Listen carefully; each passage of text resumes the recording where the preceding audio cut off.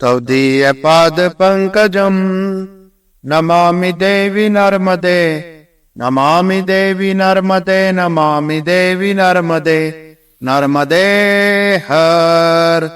ओम श्री गणेशाय नमः। ओम श्री परमात्मने नमः। नर्मदा पुराण 67वां अध्याय लुंकेश्वर तीर्थ के महात्म्य का वर्णन। नर्मदे हर नर्मदा पुराण का अगला अध्याय सुनने के लिए मेरे चैनल धर्म यात्री को सब्सक्राइब करें, बेल आइकन पर प्रेस करें। मैया की महिमा को अन्य लोगों तक पहुंचाएं, वीडियो को शेयर करें। नर्मदे हर। श्री मार्कंडे जी ने कहा, हे प्रिय युधिष्ठिर, उसी के समीप जल के बीच स्थित सुर असुरों से नमस्कृत लुंकेश्वर नाम से प्रसिद्ध तीर्थ है। पृथ्वी में वह तीर्थ बड़ा पुण्य देने वाला अनेक आश्चर्यों से युक्त है। हे भरतवंशी राजन, तुम मुझसे इस तीर्थ का महात्म्य सुनो और उत्पत्ति सुनो। पहले महाबली बल से गर्वित ब्रह्मापुत्र कालप्रष्ट नाम से प्रसिद्ध पराक्रमी दानव था। गंगा के तट पर उसने बड़ा उग्र तप किया था। नीचे की ओर मुख वाला होकर उसने दिन रात धूम का पान किया। तब पार्वती के साथ श्री शंकर जी वहां से निकले। बड़ी उग्र तपस्या में लगे हुए इस दानव को देखकर दयाशिला माता पार्वती ने श्री शंकर से कहा, हे महादेव, देखो यह मनुष्य धूमपान करते हुए तप कर रहा है। उस पर तुम प्रसन्न हो प्रभु, अब सिर घी से वर दो। श्री शंकर जी ने कहा, हे देवी, तुम्हारा वचन मुझे नहीं रुचता। मनुष्य को सदा ही सब कर्तव्य का चिंतन करना चाहिए। दूसरे के कार्य से क्या प्रयोजन। हे मूर्ख स्त्री, बालक और शत्रुओं के कथन से जो मनुष्य चलता है वह पुरुष घोर विपत्ति में पड़ता है, यह सत्य कहा गया है। देवी पार्वती ने कहा, स्त्री के पति बहुत से कारण और बहाना बना लेता है, तब वह स्त्री लघुता को प्राप्त होती है। शास्त्रों में ऐसा भी सुना जाता है, यदि मेरी बात नहीं मानोगे तो मैं प्राणों का त्याग कर दूंगी। इस प्रकार पार्वती की प्रेरणा से श्री शंकर जी उस दानव के समीप गए। श्री शंकर ने कहा, दानव, तुम धूम्रपान क्यों कर रहे हो? किस लिए तप कर रहे हो और क्या दुख और संताप है? अपना अभिष्ट कार्य मुझसे कहो। आज भी तुम जवान दिखाई दे रहे हो, तुम्हारी अवस्था 20 वर्ष के सी प्रतीत हो रही है। इससे तुम अपने तप का विशेष कारण बतलाओ। दानव बोला, मुझे तुम अचल भक्ति दो, तुम पर मेरी स्थिरता हो। हे भगवान, मेरे 1 सहस्त्र वर्ष को निर्विघ्न बीत चुके हैं। अभी 2000 दिन तुम्हारी प्रसन्नता के लिए तप से पूर्ण हो चुके हैं। श्री शंकर ने कहा, सुवर्त, तुम अपना अभिष्ट वर मांग लो और मैं तुम पर प्रसन्न हूँ। शंकर के वचन सुनकर दानव ने विचार किया कि मैं क्या स्वर्ग मांगू अथवा संपूर्ण पृथ्वी को। काम के बांध से पीड़ित होकर वह दानव इस प्रकार विचार करने लगा। दानव बोला, हे भगवान, यदि तुम मुझ पर प्रसन्न हो और मुझे वर देना चाहते हो तो मैं संग्रामों से संतुष्ट नहीं होता और बल भी मुझ में नहीं है। अतः भगवान, जिसके मस्तक पर मैं हाथ से स्पर्श कर दूं, वह देव दानव गंधर्व कोई भी हो तक्षण ही भस्म हो जाए। श्री शंकर जी ने कहा, दानव, तुमने जो विचार किया है वह सब तुम्हारा सफल हो। तुम उठो, सिर ही अपने भवन जाओ।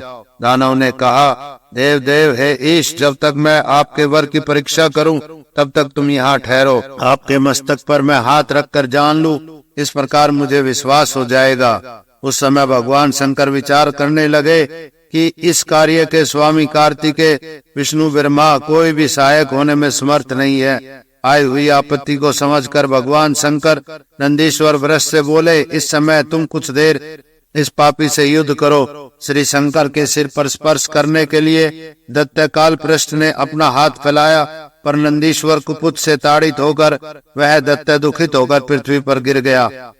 श्री शंकर पार्वती के साथ दक्षिण दिशा की ओर चले गए। भय से डरकर ग्रीवा को मोड़कर पुनः पुनः पीछे की ओर देख रहे थे। भगवान शंकर के अदृश्य हो जाने पर वह दानव कालप्रष्ट नंदीश्वर से लड़ने लगा। महाबली महापराक्रमी वे दोनों ही लड़ने लगे। क्रोध से वज्र समान प्रहारों से 3 घड़ी तक हाथों से वह बैल के सिर को स्पर्श भी न कर सका। पुच्छ के प्रहार से उस दानव को हनन कर वृषभ नंदीश्वर तब श्री शंकर के पास पहुंचा। वह दैत्य कालप्रष्ट भी सिर उठा और नंदीश्वर के पीछे पीछे दौड़ा। वायु के वेग से वह जहाँ भगवान शंकर थे वहां पहुंचा। दानव को आया जानकर नंदीश्वर ने शंकर से कहा, हे देव, मेरी पीठ पर चढ़कर शीघ्र गमन कीजिए। वृषभ की पीठ पर पार्वती के साथ श्री शंकर जी चढ़कर स्वर्ग पहुंचकर इंद्र के भवन गए। बल से गर्वित उस दानव ने शिव का पीछा नहीं छोड़ा। इंद्रलोक को छोड़कर उस समय श्री शंकर जी ब्रह्मालोक गए। श्री शंकर जी भय से देवी के साथ जहाँ जाते थे वहाँ उसने पीठ के पीछे आते हुए दानव को देखा। संपूर्ण लोकों में घूमकर शंकर जी बड़े विस्मय पे पड़ गए। उन्हें कोई ऐसा स्थान नहीं मिला जहाँ कुछ समय विश्राम हो सके। देव दानव का वहाँ भयंकर युद्ध जानकर प्रसन्नचित्त देव ऋषि नारद वहां तक बहुत समय तक नाचते रहे। आज मैं धन्य हूँ, मेरा जन्म सफल हो गया, मेरा जीवन अच्छा जीवन है। बड़े कलह को देखकर मुझे बड़ा संतोष होता है।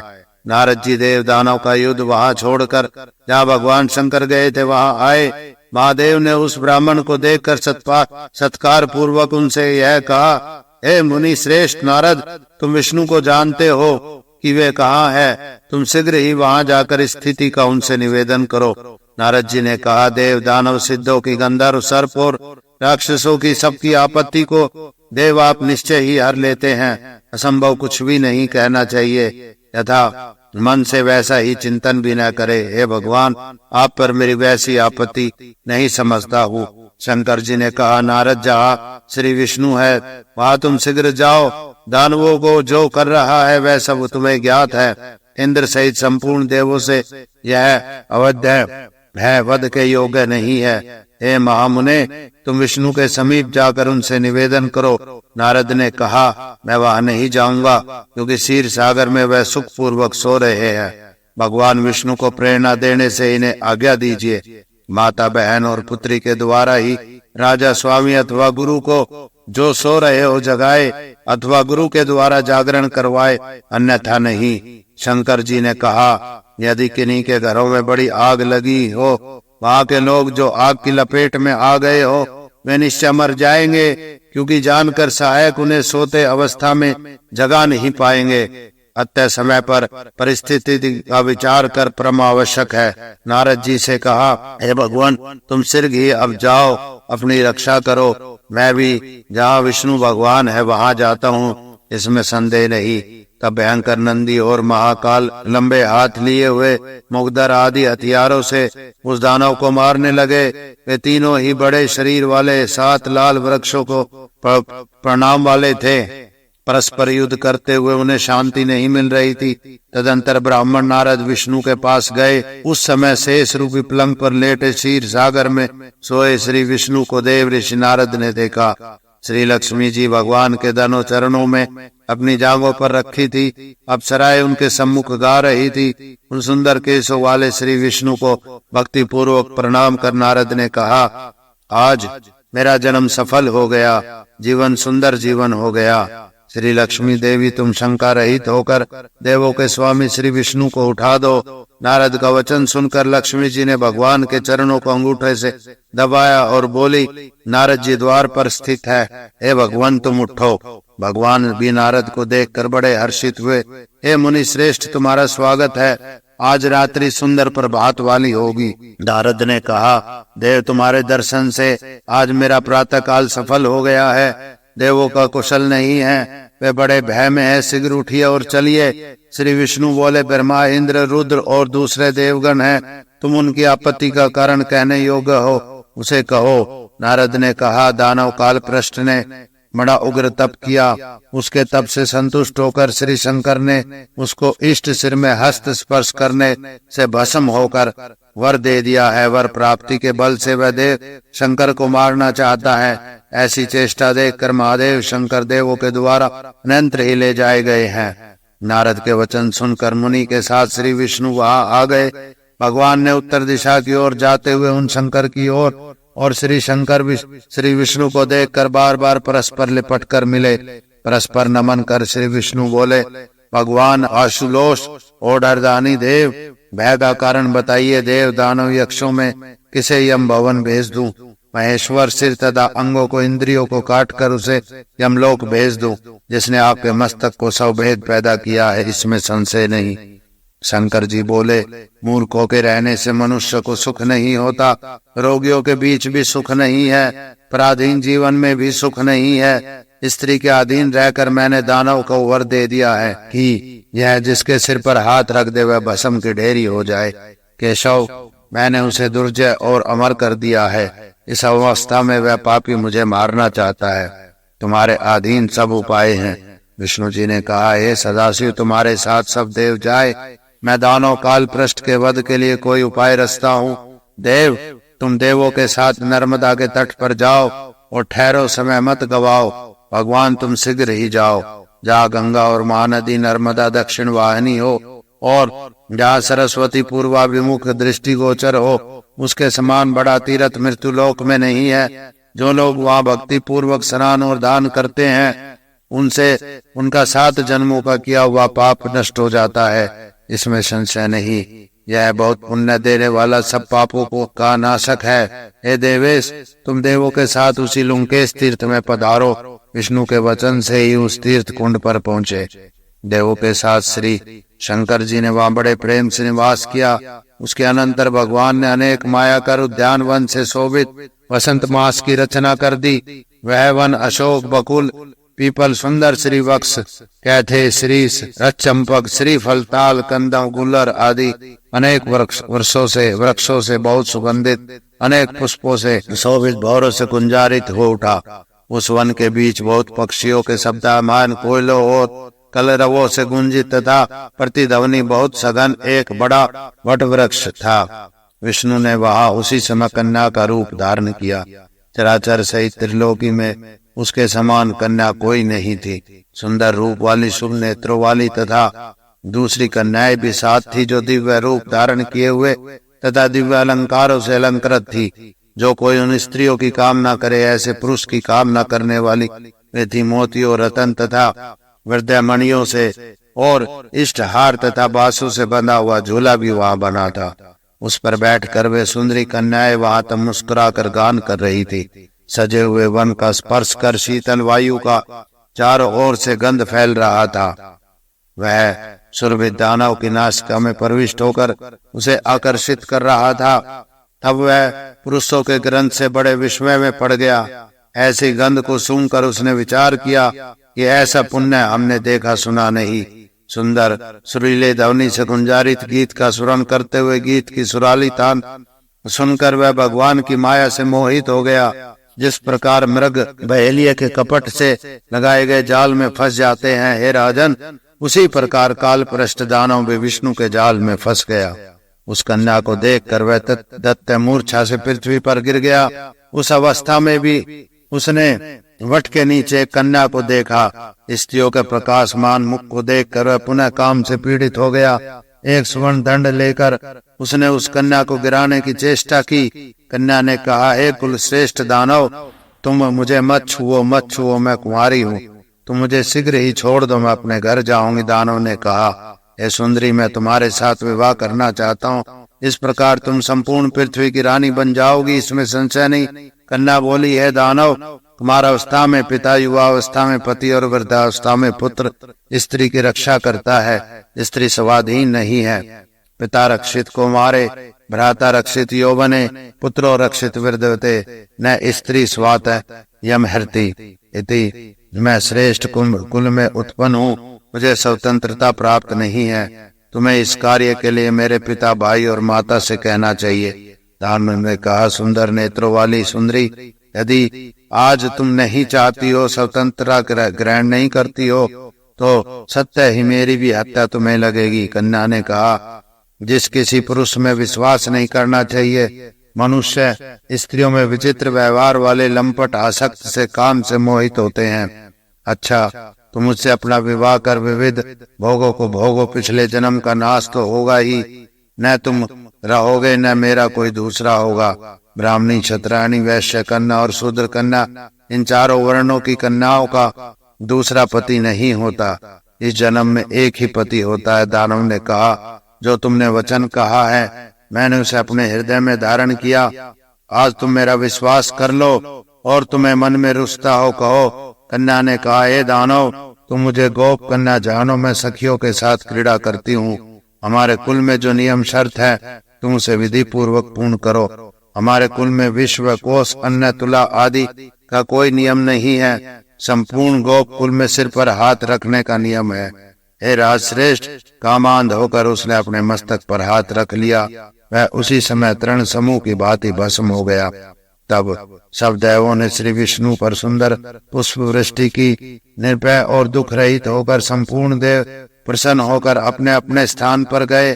काल पृष्ठ के मर जाने पर श्री विष्णु क्षीर सागर गए।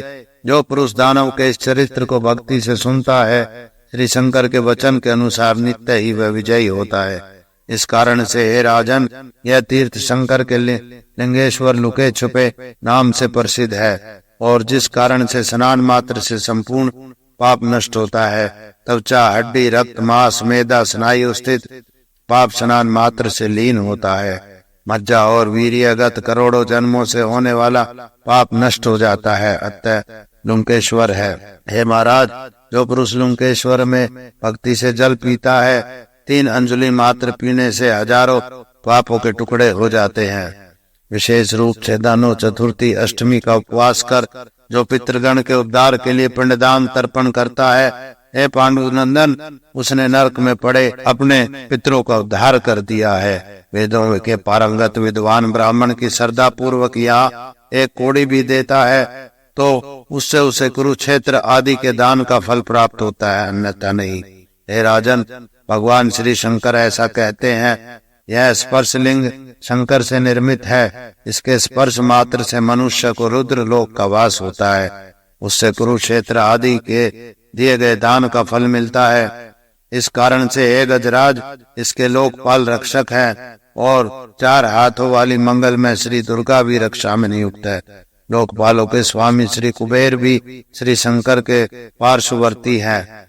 सब समय ग्रह के व्यापार से मनुष्य की रक्षा करते हैं। हे राजश्रेष्ठ, पुत्र भाई के रूप में, स्वामी के संबंध से तथा और भी अनेकों रूपों वाले देवगण लंकेश्वर तीर्थ को आज भी नहीं छोड़ते। 67वां अध्याय। इति श्री नर्मदे हर। नर्मदा पुराण 68वां अध्याय। धनद तीर्थ के महात्म्य का वर्णन। श्री मार्कंडेय जी बोले, हे युधिष्ठिर, तदंतर नर्मदा के दक्षिण तट पर सब पापों का क्षय करने वाले धनद तीर्थ की मनुष्य यात्रा करे। वहां सब तीर्थों का फल मिलता है, इसमें संशय नहीं। मनुष्य जितेंद्रिय होकर चैत्र मास के शुक्ल पक्ष की त्रयोदशी में बड़ी भक्ति से उपवास कर रात्रि में जागरण करे। हे राजश्रेष्ठ, बुद्धिमान मनुष्य व पंचामृत से कुबेर को स्नान कराए, धरत का दीपक जलाए, गाना बजाना करे, अपना कल्याण चाहने वाला प्रभात में ब्राह्मणों को पूजे जो दान लेने में समर्थ है। विद्वान, सिद्धांतवादी, श्रोत, स्मार्त क्रिया करने वाले पर स्त्री विमुख हो। भोजन, वस्त्र एवं धन उपान उन्हें दे। छत्र शैया देने से पाप रहित होता है। तीनों जन्मों के पाप तीर्थ के प्रभाव से नष्ट होते हैं। अविनीत को भी स्वर्ग एवं विनीत को मोक्ष मिलता है। दरिद्रों को अन्नदाता जन्मांतर में बनाता है। स्वभाव से कुलीनता एवं दुख निवृत्ति उसे होती है। नर्मदा जल सेवन से व्याधि का नाश हो जाता है। धन तीर्थ में विद्या दान करता है। वह सूर्य लोक में आरोग्य लाभ भी वहां जाकर सिद्ध करता है।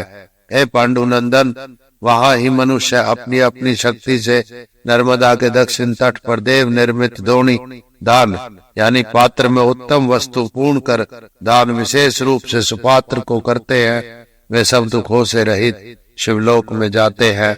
68वां अध्याय। इति श्री नर्मदे हर। 69वां अध्याय। मंगलेश्वर तीर्थ के महात्म्य का वर्णन।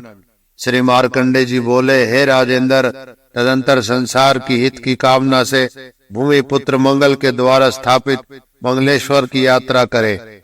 मंगल ने चंद्रशेखर महादेव की बड़ी भक्ति से संतुष्ट किया था। चतुर्दशी तिथि में भगवान शंकर मंगलेश्वर प्रत्यक्ष होकर बोले, पुत्र तुम उत्तम वर्ग मांग लो, मैं तुम्हें मंगल वह दूंगा। तब मंगल ने कहा, हे सर्व सुखकारी प्रभु, यदि मुझ पर कृपा करो तो तुम्हारे अंगों के पसीने से उत्पन्न मैं ग्रहों के मध्य में रहूं। तुम्हारी कृपा से हे सदाशिव मैं सब देवों से पूज्य हूँ। तुम्हारे दर्शन और वचन से मैं आज कृतार्थ हो गया हूँ। हे देव, इस स्थान में मेरे नाम से आप स्थित हो, ऐसा ही हो। पुत्र, ऐसा कहकर वे शंकर अंतर ध्यान हो गए। महात्मा मंगल ने भी श्री शंकर की स्थापना कर बड़ी भक्ति से उनकी पूजा की। सब दुखों के विनाशक मंगलेश्वर नामक शंकर की पूजा की। हे राजन, उस तीर्थ में बुद्धिमान पुरुष ब्राह्मणों को संतुष्ट करे। हे राज श्रेष्ठ, चतुर्थी मंगल व्रत में सप्तनिक ब्राह्मणों को प्रसन्न करे तथा सप्तनिक विद्वान वेद पाठी ब्राह्मण का विधि पूर्वक पूजन करे। व्रत के अंत में बैलों के साथ गाय भी भगवान शिव के निमित्त से देना चाहिए। सप्तनिक भगवान शंकर मुझ पर प्रसन्न हो, ऐसा कहे। हे पांडु पुत्र, लाल रंग के 2 वस्त्र एवं 2 बैल तथा श्वेत और काले भी होने चाहिए। छत्र, सैया, माला, लाल चंदन की ये वस्तुएं पवित्र अंतरकरण में श्रेष्ठ ब्राह्मण को देना उचित है। उदार मन से मनुष्य को वहां शुक्ल पक्ष की चतुर्थी और अष्टमी तिथि में श्राद्ध भी करना चाहिए। हे राजन, मरे हुए पितर 1 युग पर्यंत तृप्त रहते हैं। हे राज श्रेष्ठ, मनुष्य प्रत्येक जन्म में पुत्र वाला होता है। उस तीर्थ के प्रभाव से मनुष्य को स्वांग सुंदर पुत्र होता है। वंश के में मंगल होता है, अमंगल नहीं। भक्ति से जो पुरुष इस तीर्थ के महात्म्य को कहता है, उसके सब पाप नष्ट हो जाते हैं। इति श्री 69वां अध्याय नर्मदे हर। 70वां अध्याय रवि तीर्थ के महात्म्य का वर्णन। श्री मार्कंडे जी ने कहा, हे कुंती नंदन, नर्मदा के उत्तर तट पर परम पवित्र सर्व पाप विनाशक सूर्य के द्वारा रचित रवि तीर्थ है। पुरुषों की सब व्याधियों को टालने वाले नर्मदा में स्थित नर्मदा के उत्तर तट पर भगवान सूर्य अपने अंश में स्थित है। हे राज श्रेष्ठ, जो पुरुष प्रति षष्ठी, अष्टमी, चतुर्दशी में इस तीर्थ में स्नान कर भक्ति पूर्वक पितृ निमित्त में से श्राद्ध करता है, राजन, उसके सब पापों का क्षय होकर वह सूर्य लोक में पूजित होता है। रोगों से रहित सब जन्मों में वह सुखी और धन संपन्न होता है। इति श्री 70वां अध्याय नर्मदे हर। 71वां अध्याय कामेश्वर तीर्थ के महात्म्य का वर्णन।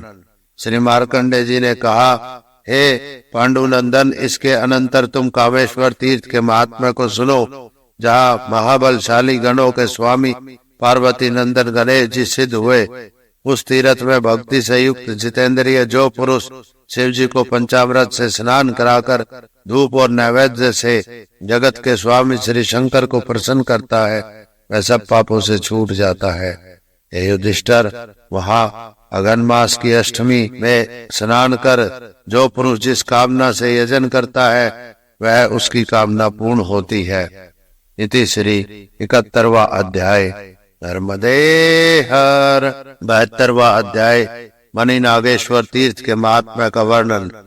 श्री मार्कंडे जी ने कहा, राजेंद्र, तदंतर नर्मदा जी के उत्तर तट पर सब पापों के विनाशक पवित्र मणि नागेश्वर तीर्थ की यात्रा करे, जो संसार के कल्याण की कामना से मणि नाग के द्वारा स्थापित है। युधिष्ठिर बोले, दाढ़ में विष रखने वाले सर्प ने महेश्वर को कैसे संतुष्ट किया? ये सर्प बड़े विष वाले, सबको भय देने वाले और तुच्छ होते हैं। हे ब्राह्मण, संपूर्ण पाप को शांत करने वाला यह चरित्र मुझसे कहिए। दुर्योधन से उत्पन्न मेरे हृदय का दुख तथा कर्ण भीष्म से उत्पन्न दुख और द्रौपदी की व्यथा से प्राप्त उग्र दुख तुम्हारे मुख कमल द्वारा दिए गए उपदेश रूप में डूब चुका है और मैं आनंदित हो गया हूँ। हे ब्राह्मण, पापों को नष्ट करने वाली तुम्हारे मुख से निकली कथा को सुनकर हमारा कलेश शांत नहीं होता, यह कहना अयोग्य है। हे ब्राह्मण, अथवा विद्यादान को फल मिलता है, वह भगवान की कथा के नित्य श्रवण से मुझे मिल रहा है। श्री मार्कंडे जी ने कहा, हे राजन, तुम जैसे जैसे बोलते हो, तुम्हारी वाणी से वैसे वैसे मुझे भी सुख मिलता है। शरीर की स्थिरता और वृद्धावस्था से युक्त हुआ मेरा तुम्हारे प्रति स्नेह नष्ट नहीं होता। हे प्रिय राजन, अतः तुम बंधुओं के साथ इस पाप हानि पवित्र कथा को ध्यान से सुनो। हे भारत, प्राचीन वर्तज्ञों के द्वारा कथित परंपरा से प्राप्त इस प्राचीन इतिहास को मैं तुमसे कहता हूँ। संपूर्ण लोकों में बहुत श्रेष्ठ दो स्त्रियां महर्षि कश्यप के थी। उनमें विंता ने गरुड़ और करदू ने सर्पों को पैदा किया था। कश्यप जी के घर में वे दोनों बड़े संतोष से स्थित थी। प्रिय युधिष्ठिर, करदू और विंता भी सदा प्रसन्न थी। प्रजापति कश्यप उन दोनों के साथ प्रसन्न रहते थे। तदंतर एक दिन आश्रम में स्थित सुंदर मुख वाली विंता ने मन के समान वेग से युक्त उच्च सर्वा घोड़े को देखा और कहा, हे सुंदरी, निरंतर दौड़ रहे बड़े वेगशाली संपूर्ण अंगों में श्वेत वर्ण इस घोड़े को देखो। सहसा उस घोड़े को देखकर ईर्ष्या भाव से करदू ने कहा, हे भद्रे, तुम बताओ कि सूर्य का यह घोड़ा किस रंग का है? मैं कहती हूँ यह काला है, तुम क्या कहती हो, बोलो। विंता ने कहा, क्या काला तुम आंखों से देखती हो और सफेद नहीं दिखता? हे बहन, असत्य भाषण से तुम यमलोक जाओगी। सत्य सत्य वचन में तुम्हारी हमारी यह ही शर्त है कि मेरी असत्य वचन होने पर तुम्हारे भवन में 1000 वर्ष पर्यंत तुम्हारी दासी होकर रहूंगी, यदि उत्सर्वा घोड़ा काला होगा। हे सर्पों की माता, और यदि उत्सर्वा सफेद होगा तो तुम कहो, मैं तुम्हारी दासी बनूंगी। इस प्रकार परस्पर दानों का संवाद हुआ। चिंतित होकर करदू रात्रि में विश्राम आश्रम पहुंची और बंधुओं से अपनी शर्त बताई।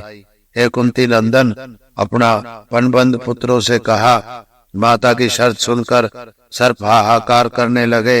यह उत्सर्वा तो सफेद है, काला नहीं है, अतः हमारी माता निश्चय ही दासी हो चुकी। करदू ने कहा, जिस प्रकार मैं दासी न हो वैसा प्रयत्न करो। तुम सब उत्सर्वा घोड़े के रोह में प्रवेश करो और एक मुहूर्त पर यदि वह घोड़ा काला दिखाई दे जाए तो क्षण मात्र से ही विंता हमारी दासी हो जाएगी। सत्य से गर्वीली उस सुंदरी विंता को दासी बनाकर पुनः तुम लोग सुखपूर्वक अपने स्थान में स्थित हो जाना। सर्पों ने कहा, हे माता, जिस प्रकार हम सबकी तुम पृथ्वी में पूज्य हो, उसी प्रकार वह विंता भी पूज्य है। विशेष रूप से माताओं से वंचना नहीं करनी चाहिए। माता पिता की अन्य पत्नी, सौतेली माता एवं माता की तथा पिता की ये सभी समान रूप से मान्य है। मन, वाणी और कर्म से उनका हित करना चाहिए। तब वह करदू पुत्रों के इस वचन से कालाग्नि के समान क्रोधित हो गई। उसने कहा, पृथ्वी में मेरे वचन को न मानने वाले जो सर्प होंगे, वे शीघ्र मेरे अपमान से अग्नि के मुख में पड़ेंगे। माता करदू के उस वचन को सुनकर कुछ तो करदू के श्राप के भय से उस सर्वा घोड़े के रोह में घुस गए, कुछ अन्य दिशाओं में भाग गए, कुछ गंगा के जल में छुप गए, कुछ सरस्वती में प्रविष्ट हुए, कुछ महासमुद्र में, कुछ विंध्याचल की गुहाओं में जा छुपे। हे राजन, उस समय मणि नाग सर्प ने नर्मदा के जल का आश्रय लेकर नर्मदा के उत्तर तट पर तप किया। कुंती नंदन, माता के श्राप के भय से जो किसी के द्वारा छिन्न भिन्न होने के योग्य नहीं, तर्कना के समझ में न आने वाले, उस उत्पत्ति विनाश से रहित काम के विनाशक भी है, उन भगवान श्री शंकर का ध्यान करने लगा। 100 वर्षों से कुछ अधिक वह वायु का भक्षण करते हुए रहा। उससे आधे वर्षों तक सूर्य को देखते हुए उसने तप किया। इस प्रकार ध्यान करते हुए उसे भगवान शंकर का साक्षात्कार हुआ। हे सर्वश्रेष्ठ महाभाग, बहुत अच्छा, तुम बड़े धैर्यशाली हो। सर्पराज, तुमने भक्ति से मुझे वश में किया है। मैं तुम पर प्रसन्न हूँ। तुम्हारे मन में जो इच्छा है वह वर मांग लो। मणिनाग ने कहा, हे नाथ, माता के श्राप के भय से नर्मदा के तट पर कलेश युक्त हूँ। तुम्हारी कृपा से मुझ पर माता का श्राप व्यर्थ हो। श्री शंकर जी ने कहा, हे वत्स, तुम मेरी आज्ञा से अग्नि के मुख में नहीं पड़ोगे। हे पुत्र, तुम्हारा निवास मेरे लोक में होगा। मणिनाग ने कहा, महादेव, इस स्थान में अंश भाग में आप निवास करें तथा 1000वें अंश से नर्मदा के जल में निवास कीजिए। सदाशिव लोगों के कल्याण के लिए मेरे नाम से तुम यहाँ निवास करो। श्री शंकर ने जी कहा, अस्तु मणिनाग, तुम मेरी आज्ञा से उत्तम लिंग की स्थापना करो। यह कहकर भगवान शंकर पार्वती के साथ अंतर ध्यान हो गए। मार्कंडेय जी बोले, हे युधिष्ठिर, उस तीर्थ में जो लोग पवित्र नियमित मन वाले होकर वहां जाकर शुक्ल पक्ष, कृष्ण पक्ष की पंचमी, चतुर्दशी, अष्टमी तिथि में श्री शंकर जी की पूजा करते हैं, वे पुरुष यमराज के पास नहीं जाते। दूध मधु दही मधु धृत और दुग्ध से स्नान कराए जा रहे त्रिनेत्र शंकर को भक्ति से जो लोग पार्वती के युक्त शरीर वाले काम के दहनकारी अदासुर के विनाशक के भक्ति से देखते हैं, वे सब पापों से रहित हो उत्तम लोग जाते हैं। प्रिय कुंती नंदन, जो पुरुष मणि नागेश्वर तीर्थ में पितृ निमित्त से अष्टमी पंचमी तिथियों में योग सदाचारी वेद पाठी ब्रह्मा चिंतन करने वाले अपनी स्त्रियों को संतुष्ट पवित्र पर स्त्री संग से रहित शुद्र सेवा विहीन अध्ययन अध्यापना आदि 6 कर्मों में लगे हुए ब्राह्मणों के साथ श्राद्ध करते हुए उत्तम लोक में जाते हैं। श्राद्ध क्रम में लूले लंगड़े अशुद्ध भाषी नपुंसक केवल ब्याज से ही जीविका चलाने वाले किसान हल चलाकर कृषि कर्म करने वाले अपने धर्म से भिन्न वृत्ति अपनाने वाले लोग कभी निमंत्रण के योग्य नहीं होते। जिसके घर स्त्री के रूप में शूद्र भारिया है, जो ब्राह्मण भैंस पालन करता है, हे राजन, श्राद्ध और व्रत क्रम में उस ब्राह्मण को दूर से ही त्याग करना चाहिए। काने अव्यक्त शब्द बोलने वाले पागल वेद पाठ से रहित जो ब्राह्मण है, हे पार्थ, मंगल व मणि नागेश्वर तीर्थ में उन ब्राह्मणों का पूजन नहीं करना चाहिए। यदि पितृगण के साथ अपनी ऊर्ध्वगति मनुष्य चाहता है तो मनुष्य इसका विचार अवश्य करे। सब अंगों से पूर्ण सुंदर दुधारू गाय जो ब्राह्मणों को देता है, वह पुरुष बहुत युगों तक उत्तम लोक में रहता है। पश्चात वह स्वर्ग से यहाँ आकर उत्तम कुल में उत्पन्न होता है। हे राजन, जो पुरुष बड़ी भक्ति से मणि नागेश्वर के दर्शन करते हैं, उनके वंश में सर्पों का भय नहीं होता। मणि नागेश्वर के दर्शन के कारण उनसे सर्प डरता है। सर्प मंडल में वे गरुड़ के रूप में दिखाई देते हैं। हे राज श्रेष्ठ, यहाँ दिए गए दानो फल भी तुम सुनो। जो श्रेष्ठ पुरुष सिद्ध पवित्र मधुर अन्न देते हैं, जल सैया छाता मधुर भाषण करने वाली दासी देते हैं। हे राजन, ये सभी वस्तुएं सुपात्र ब्राह्मणों को देनी चाहिए। यदि मनुष्य आत्मा का कल्याण चाहता है तो सुगंधित पुष्प सुंदर वस्त्र भी दे है। दीपक अन्न सब साधनों से संपन्न सुंदर सजा हुआ घर जो योग सदाचारी विद्वान ब्राह्मणों को बड़ी भक्ति से देते हैं, वे स्वर्ग जाते हैं। हे राजश्रेष्ठ, मणिनाग तीर्थ में जो कुछ दान दिया जाता है, उस दान के प्रभाव से मनुष्य का स्वर्ग में वास निश्चय ही होता है। कच्चे घड़े में जल की बात ही सारे पाप नष्ट हो जाते हैं। जो पुरुष नर्मदा के जल से बनाए गए भोज्य अन्न ब्राह्मण को देता है, वह पुरुष सब पापों से मुक्त होकर देवों के साथ क्रीड़ा करता है। पश्चात स्वर्ग से गिरे हुए पुरुष के लक्षण मैं तुमसे कहता हूँ। वे पुरुष दीर्घायु जीवित पुत्र वाले, सुंदर धनवान, सब रोगों से रहित, पुत्र और सेवक सहित त्यागी, भोग संपन्न, सदा ही धर्म मार्ग में लगे हुए, देव ब्राह्मण गुरु के भक्त, तीर्थ सेवा में तत्पर, माता पिता के आज्ञा पालक, नित्य ही द्रोह क्रोध से रहित होते हैं। इन गुणों से संपन्न वे मनुष्य स्वर्ग में जाकर पुनः स्वर्ग जाते हैं। पांडुनंदन युधिष्ठिर मणिनाग, युधिष्ठिर, यह मणिनाग तीर्थ सब तीर्थों में श्रेष्ठ है। पुण्य प्रद इस तीर्थ के वर्णन को जो पढ़ता है या सुनता है, वह सब पापों से मुक्त होकर शिवलोक में पूजित होता है।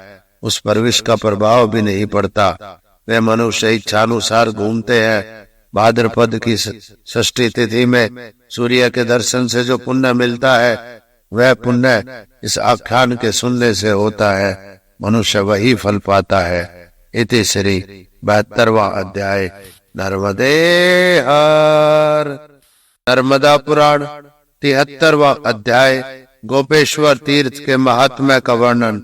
श्री मार्कंडे जी बोले, हे कुंती नंदन, नर्मदा के तट पर परम श्रेष्ठ सब पापों का विनाशक उत्तम गोपेश्वर तीर्थ है। राजन, गाय के शरीर से निकला हुआ भूमि में पुण्य लिंग है। युधिष्ठिर ने पूछा, पाप क्षयकारी यह लिंग नर्मदा के दक्षिण तट पर मणिनाग के समीप गो शरीर से कैसे निकला? हे ब्राह्मण श्रेष्ठ, संक्षेप में गोपेश्वर की उत्पत्ति कहिए। मार्कंडे जी ने कहा, युधिष्ठिर, पहले वह कामधेनु ने तप किया था। भक्ति से उसने देवादिदेव शंकर की आराधना की। तब उस कामधेनु पर भगवान शंकर प्रसन्न हो गए।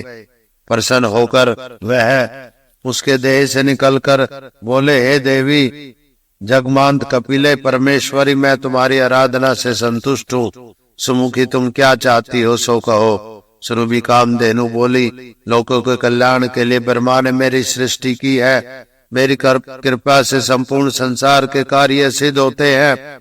हे शंकर, मेरी कृपा से लोग स्वर्ग जाएंगे, लोगों के हित की कामना से हे शंभो तुम मेरे इस तीर्थ में विराजमान हो। ऐसा कहने पर भगवान शंकर उस तीर्थ में प्रसन्नता से रहने लगे। उस समय से वह तीर्थ पृथ्वी में प्रसिद्ध हुआ।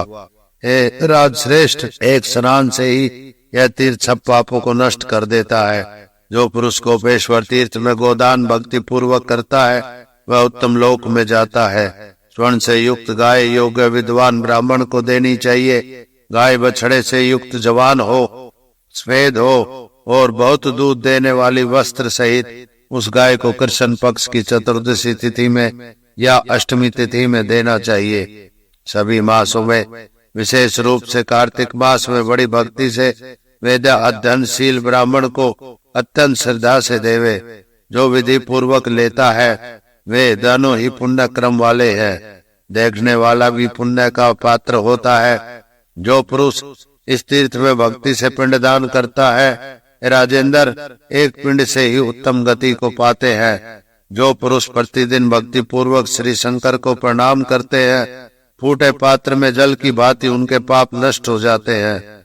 हे राजन, इस तीर्थ में जो पुरुष सांड छोड़ता है उससे पितरों का उद्धार होता है और वह शिवलोक में पूजित होता है। युधिष्ठिर ने कहा, वर्षोत्सर्ग करने पर यानी सांड छोड़ने पर से मनुष्य को जो फल मिलता है, ब्राह्मण श्रेष्ठ, प्रयत्न से वह सब शीघ्र बताइए। श्री मार्कंडेय जी ने कहा, सब लक्षणों से पूर्ण सांड को छोड़ने पर जो फल मिलता है, हे धर्मनंदन, मैं वह कहूंगा, तुम सुनो। हे राजन, कार्तिक और वैशाख की पूर्णमासी में श्री शंकर के समीप शुद्ध स्नान किए हुए जितेंद्रिय होकर भगवान शंकर प्रसन्न हो, ऐसा कहकर सांड छोड़ दे।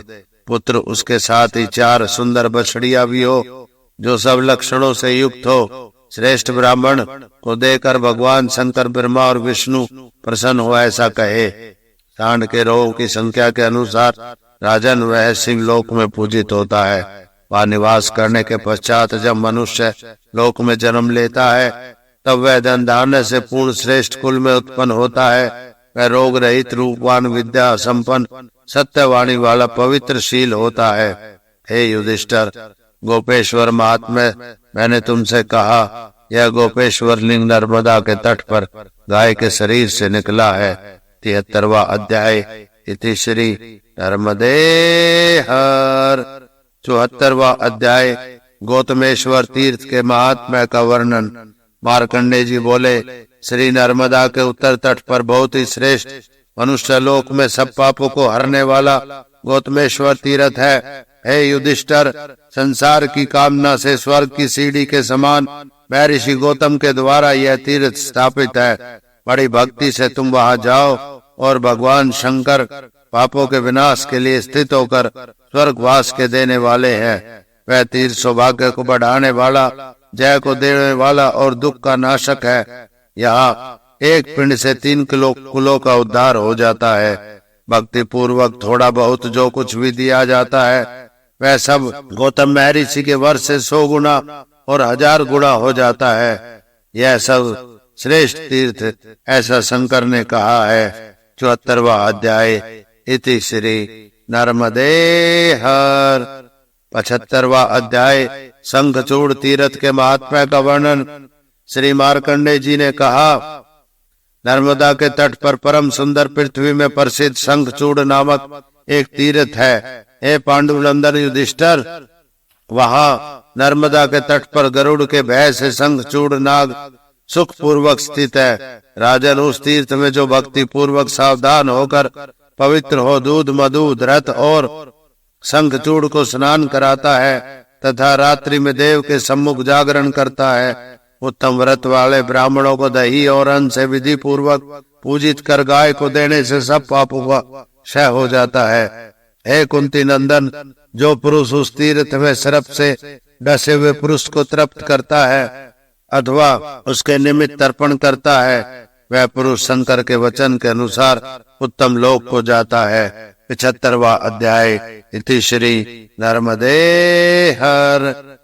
76वां अध्याय। पारेश्वर तीर्थ की महिमा का वर्णन। श्री मार्कंडेय जी ने कहा, हे राज श्रेष्ठ, तदंतर पुरुष सर्वश्रेष्ठ पारेश्वर तीर्थ की यात्रा करे, जहाँ पवित्र तट पर महात्मा पराशर के पुत्र प्राप्ति के लिए बड़ा तप किया था। हे पांडुनंदन, राजन नर्मदा के उत्तर तट पर बड़ी भक्ति से उनके उस तप से हिमालय की पुत्री नारायणी शक्ति रूपा गौरी प्रसन्न हो गई।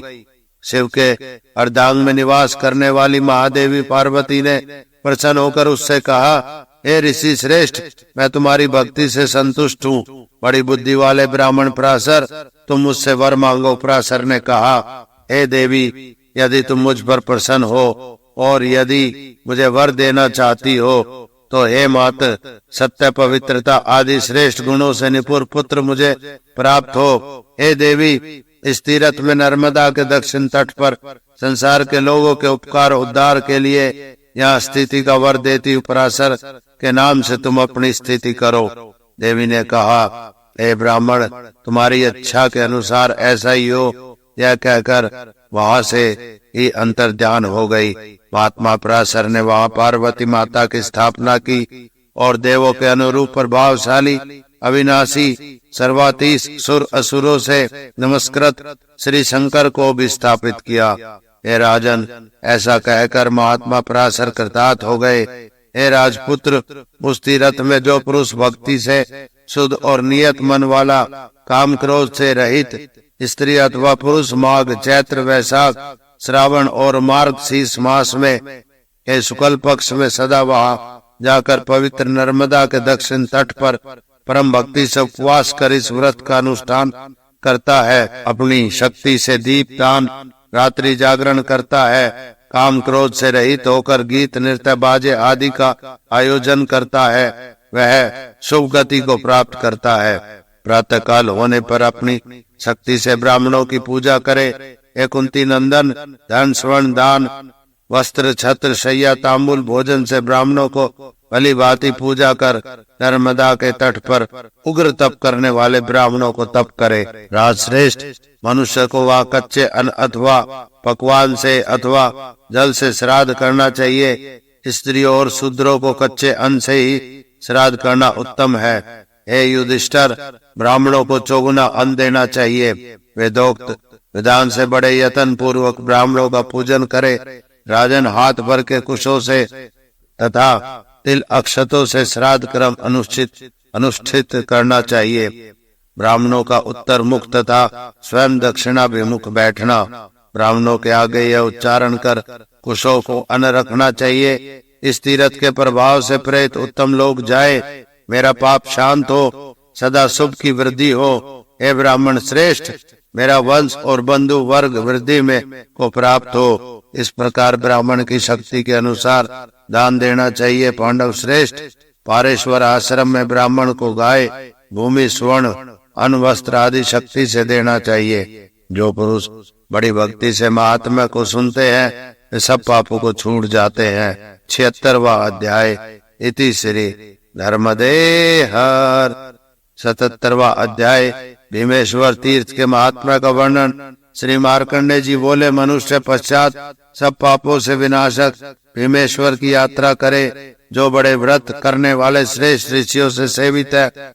उस तीर्थ में जो पुरुष स्नान कर जितेंद्रिय हुआ, उपवास करते हुए ऊपर की ओर हाथ किए हुए सूर्य की ओर दृष्टि कर एकाक्षर मंत्र ओम का जप करता है, उस पुरुष का एक जन्म का पाप तत्क्षण ही नष्ट हो जाता है। गायत्री के जप से एक जन्म का पाप और 100 बार जाप करने से पूर्व जन्म का पाप भी नष्ट हो जाता है। 1000 बार गायत्री जप से गायत्री 3 जन्म के पाप को नष्ट कर देती है।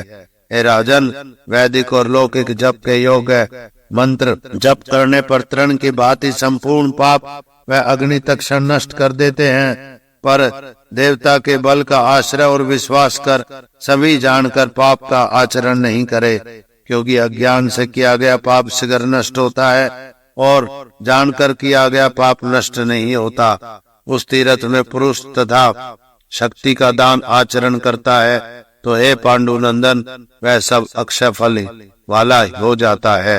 77वां अध्याय। इति श्री नर्मदे हर। 78वां अध्याय। नागेश्वर तीर्थ के महात्म्य का वर्णन।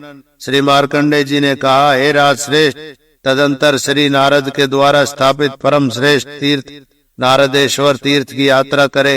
युधिष्ठिर जी बोले, हे मुनि श्रेष्ठ, नारद जी ने इस तीर्थ को क्यों और कैसे बनाया? हे सत्पुरुष श्रेष्ठ, यदि तुम मुझ पर प्रसन्न हो तो वह सब मुझे बताए।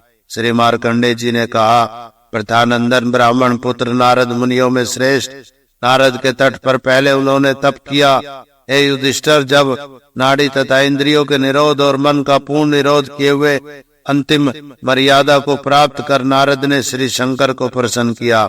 श्री शंकर जी बोले, हे योगीनाथ, अयोनिज ब्राह्मण श्रेष्ठ, मैं तुम पर प्रसन्न हूँ। हे वत्स, जो तुम्हारे मन में हो वह वर मांग लो। नारद जी बोले, हे शंभो, आपकी कृपा से मेरा योग सिद्ध हो और सदा आप मेरी अचल भक्ति हो। मैं वेद वेदांगों का प्रगामी विद्वान और इच्छानुसार विचरने वाला हो।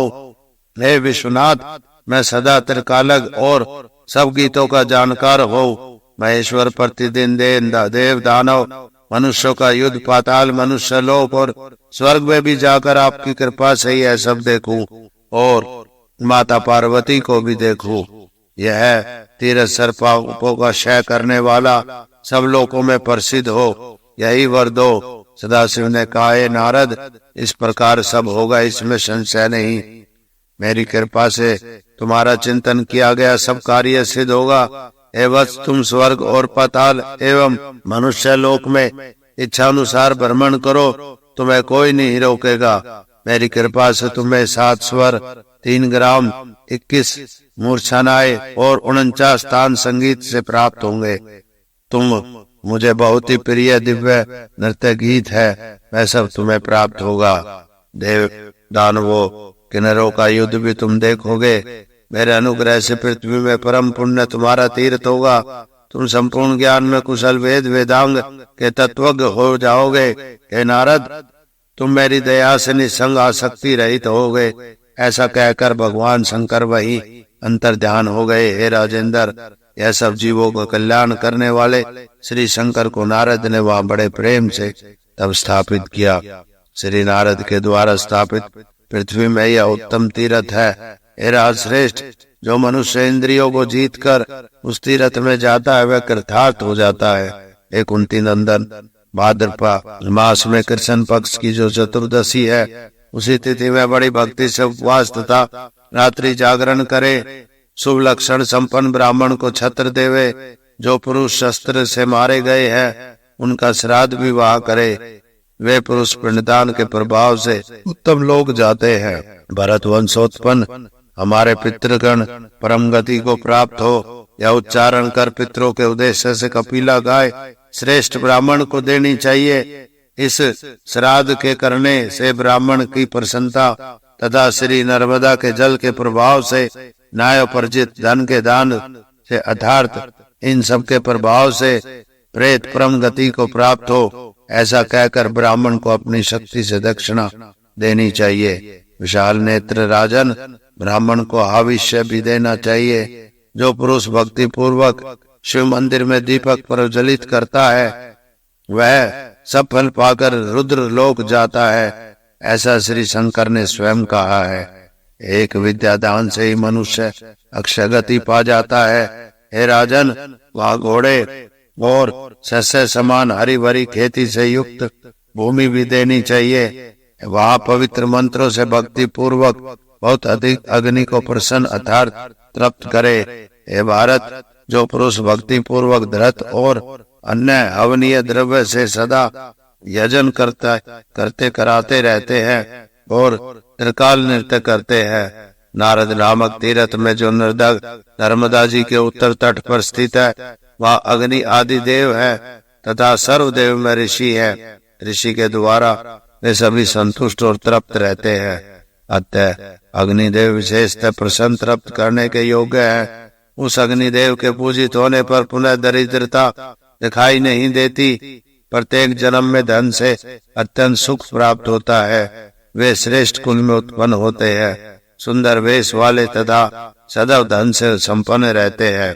बाढ़ नदियों का पति, स्त्रियों का सदाचार परायण, राजा प्रजा का तथा धन धान्य मनुष्य का और ऋतु वृक्षों के गए यौवन पुनः ला देते हैं। दानेश कुबेर ने इस तीर्थ में धनत भाव धन का स्वाभाविक पाया। यम ने नियमाक्त व्रजधारी इंद्र ने या इंद्रपद यहाँ ही पाया। दूसरे राजाओं ने भी राजपद पाया। नारदेश्वर की महिमा से ध्रुव निश्चलता को प्राप्त हुए। सर्व तीर्थ में श्रेष्ठ यह तीर्थ नारद के द्वारा स्थापित है। वह समुद्र पर्यंत विस्तृत पृथ्वी के उत्तर तट पर स्थित है। यह श्रेष्ठ तीर्थ महापापों का नाशक है। 78वां अध्याय इति श्री नर्मदे हर।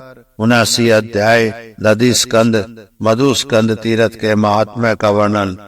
हे राज श्री मार्कंडेय जी बोले, हे राज श्रेष्ठ, तदंतर मनुष्य सब पापों के विनाशक नदी स्कंद मधु स्कंद इन दो तीर्थों में गमन करे। जो मनुष्य नदी स्कंद में स्नान कर ब्राह्मणों को दही देता है, हे भारत, उसे 7 जन्म तक दही की प्राप्ति होती है। उसे कोई व्याधि, वृद्धावस्था अथवा शोक और ईर्ष्या आदि नहीं होते।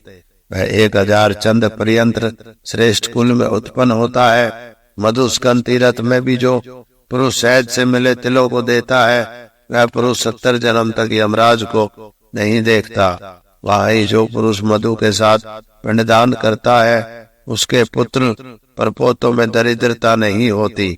उसी तीर्थ में विधि पूर्वक स्नान कर दक्षिणाभिमुख होकर जो दही से मिले पिंड देता है, उसके पितामह पर पितामह 12 वर्ष पर्यंत संतुष्ट रहते हैं। इसमें विचार नहीं। 79वां अध्याय इति श्री नर्मदे हर। 80वां अध्याय नंदिकेश्वर तीर्थ की महिमा का वर्णन। श्री मार्कंडेय जी ने कहा, हे राज श्रेष्ठ, तदंतर मनुष्य उत्तम नंदिकेश्वर की यात्रा करे। वहाँ जहाँ आनंदी सिद्धि को प्राप्त हुए, वह सब मैं तुमसे कहता हूँ, सुनो। पूर्व समय में गणेश्वर नंदी नर्मदा से अति मुख तप करते हुए जय प्राप्त करके एक तीर्थ से दूसरे तीर्थ पहुंचे। जब वह दधि स्कंद और मधु स्कंद तीर्थ छोड़कर आगे गए, तब श्री शंकर ने प्रसन्न होकर नंदीनाथ से कहा। महादेव जी बोले, हे प्रिय नंदीश, मैं तुम पर प्रसन्न हूँ। तुम इच्छा अनुसार वर मांगो। तुम्हारे इस तीर्थ यात्रा और सिद्ध तप से मैं संतुष्ट हूँ। नंदीश्वर ने कहा, भगवान, मैं धन नहीं चाहता और कुल की उत्तम संतति भी नहीं चाहता। आपके चरण कमलों को छोड़कर मैं कुछ भी नहीं चाहता।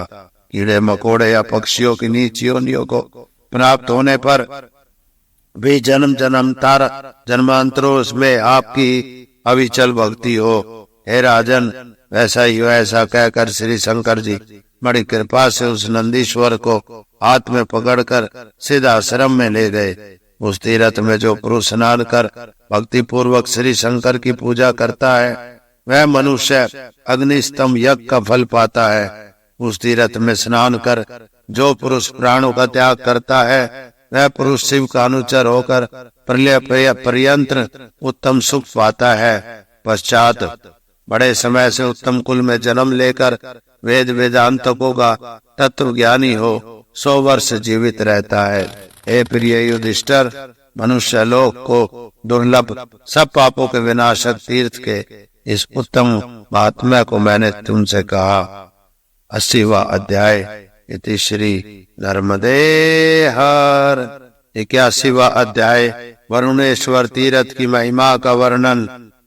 श्री मार्कंडेय जी बोले, हे महाराज, तदंतर मनुष्य लोक उत्तम वरुणेश्वर तीर्थ की यात्रा करे। हे राज श्रेष्ठ, वरुण ने सिद्धि प्राप्त की। वरुण ने पिण्याक, शाक और पतोते, कृच्छ, चंद्रायण आदि व्रतों से श्री शंकर की आराधना की और उससे परम सिद्धि प्राप्त हुई।